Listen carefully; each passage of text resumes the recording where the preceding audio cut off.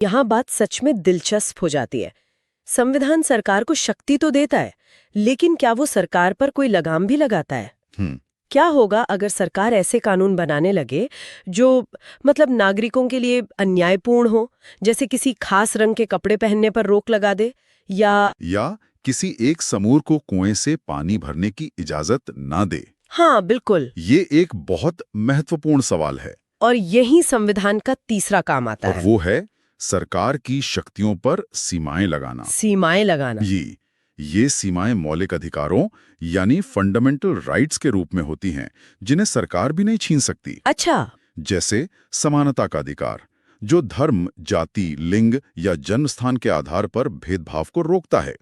इसी के तहत अस्पृश्यता माने अनटचेबिलिटी जैसी प्रथा को भी समाप्त किया गया। तो अब तक हमने देखा कि संविधान समन्वय बनाता है, शक्ति का बंटवारा करता है और सरकार पर सीमाएं भी लगाता है। जी। पर क्या इसका कोई सकारात्मक काम भी है?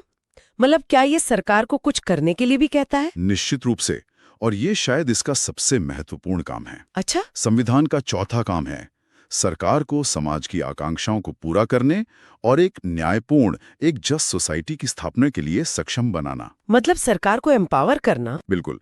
संविधान सिर्फ सरकार को नियंत्रित नहीं करता, बल्कि उसे समाज की सामूहिक भलाई के लिए काम करने की शक्ति भी देता है। कोई उदाहरण दे सकते हैं? हाँ, जैसे दक्षिण अफ्रीका का संविधान अपनी सरकार को प्रकृति के संरक्षण और भेदभाव को खत्म करने के लिए कदम उठाने की जिम्मेदारी देता है। समझ गई।